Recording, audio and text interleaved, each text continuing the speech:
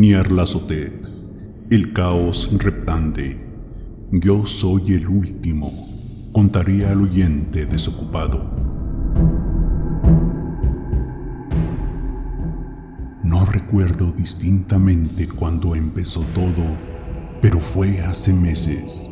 La tensión general era horrible. A una temporada de trastornos políticos y sociales se añadió una extraña y triste aprensión de un horrible peligro físico, un peligro extendido y que abarcaría todo, un peligro como solo puede ser imaginado en los más terribles fantasmas de la noche. Recuerdo que las gentes iban y venían con rostros pálidos y preocupados y susurraban advertencias y profecías que nadie se atrevía a repetir conscientemente o a reconocer en su fuero interno que habían oído. Una sensación monstruosa de culpa se dejaba sentir sobre el país, y en los abismos que hay entre las estrellas soplaban corrientes desapacibles que hacían que los hombres se estremecieran en los lugares oscuros y solitarios. Había una alteración demoníaca en la secuencia de las estaciones. El calor se prolongó durante el otoño de modo temible, y a todas las personas les parecía que el mundo, y quizás el universo, había pasado del control de los dioses o fuerzas conocidas al de los otros dioses o fuerzas desconocidas. Y fue entonces cuando Nyarlathotep salió de Egipto. Nadie sabía quién era, pero era de la vieja sangre nativa y tenía el aspecto de un faraón. Los Feyaín se arrodillaban cuando lo veían y sin embargo no sabían por qué. Él decía que había surgido de la oscuridad de 27 siglos y que había oído mensajes de lugares que no estaban en este planeta. Nyarlathotep vino a los países civilizados, moreno, delgado y siniestro, siempre comprando extraños instrumentos de cristal y metal y combinándolos para formar instrumentos aún más extraños. Hablaba mucho de las ciencias, de electricidad y psicología, y hacía exhibiciones de poder con las que sus espectadores quedaban sin habla, pero que sin embargo aumentaron su fama hasta un grado sumo.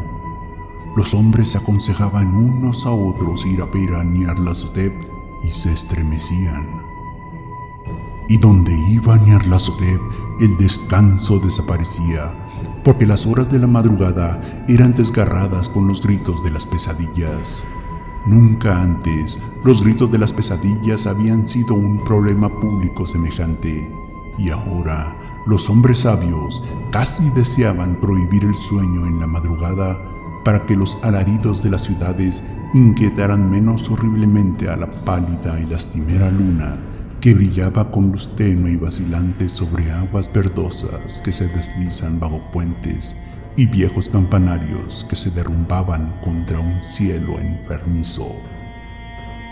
Yo recuerdo cuando Nyarlathotep vino a mi ciudad, la grande, la antigua, la terrible ciudad de los crímenes innumerables. Mi amigo ya me había hablado de él y de la irresistible fascinación y encanto de sus revelaciones, y yo deseaba ardientemente explorar sus más recónditos misterios. Mi amigo me dijo que eran horribles e impresionantes, más allá de mis más enfebrecidas imaginaciones, que habían sido proyectadas en una pantalla a oscuras cosas profetizadas que nadie, excepto Nyarlathotep, se había atrevido a profetizar, y que en el chisporroteo de sus chispas, allí les habían quitado a los hombres lo que nunca les habían quitado antes y que solo se mostraban en sus ojos. Y oí decir en el extranjero que se insinuaba que los que conocían a Nyarlathotep veían cosas que los otros no veían. Fue en el cálido otoño cuando yo pasé una noche con las muchedumbres inquietas para ver a Nyarlathotep. Toda una noche bochornosa, allá arriba de las interminables escaleras que llevaban a la sofocante habitación. y con sus sombras proyectadas sobre una pantalla, vi formas encapuchadas entre ruinas y rostros amarillentos y malignos que atisbaban desde detrás de monumentos caídos. Y vi al mundo batallando contra la oscuridad, contra las oleadas de destrucción procedentes del espacio infinito, arremolinándose, agitándose, forcejeando en torno de un sol que se apagaba y se enfriaba. Luego, las chispas saltaron de forma asombrosa alrededor de las cabezas de los espectadores y los cabellos se pusieron de punta, mientras que las sombras más grotescas que yo pueda mencionar salieron y se posaron sobre las cabezas. Y cuando yo, que era más frío y científico que el resto, musité una protesta hablando de impostura y de electricidad estática, Nyarlathotep nos echó a todos fuera, por aquellas escaleras vertiginosas, abajo, hacia las húmedas, cálidas y solitarias calles de la medianoche. Yo grité muy fuerte, diciendo que no tenía miedo, que nunca podría tener miedo, y otros gritaron conmigo para aliviarse. Nos juramos los unos a los otros que la ciudad era exactamente la misma, y que seguía viva, y cuando las luces eléctricas empezaron a ponerse mortecinas, maldijimos a la compañía una y otra vez, y nos reímos de las caras tan raras que poníamos.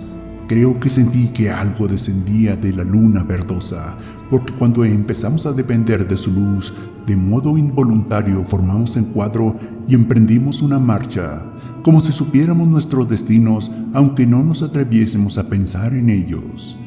En una ocasión miramos el pavimento y vimos que los adoquines estaban sueltos, desplazados por la hierba, con apenas algún riel de metal oxidado que mostrara por donde habían corrido los tranvías. Y de nuevo vimos un tranvía solitario, sin ventanas, estropeado, casi volcado. Cuando miramos en torno al horizonte, no pudimos ver la tercera torre que había junto al río, y observamos que la silueta de la segunda torre estaba destrozada en su parte superior.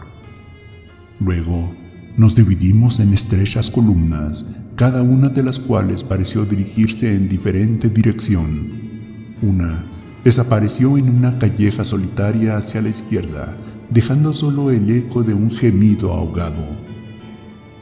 Otra bajó por una entrada del metro casi tapada por los hierbajos, aullando con una risotada de loco.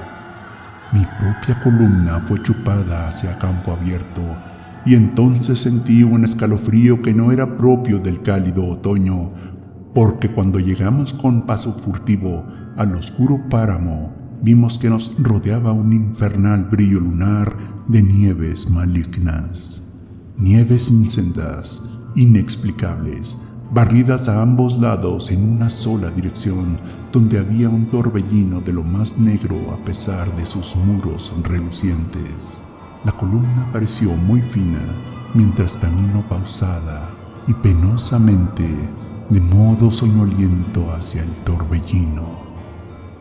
Yo me quedé atrás, porque la negra grieta en la nieve, iluminada de verde, era horrible.